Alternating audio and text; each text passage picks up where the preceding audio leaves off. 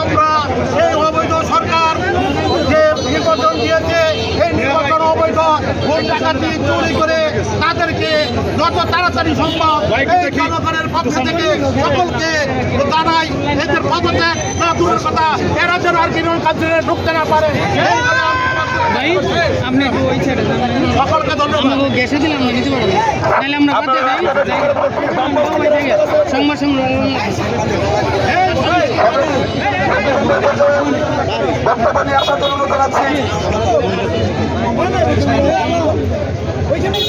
মহিলা দলের শাহিনুর আলমকে তার সংক্ষিপ্ত বক্তব্য নিয়ে আসা করা জানাচ্ছি।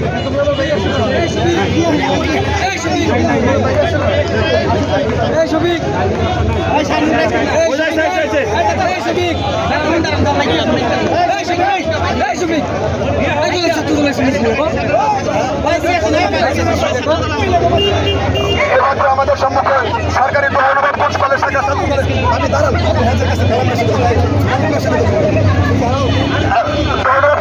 ছাত্রদলের সংগ্রামী সভাপতি কাজী মেহেদী হাসান টুকু এবং বিপ্লবী সাধারণ সম্পাদক মনির ইকবাল এবং সংগ্রামী সিনিয়র সহসভাপতি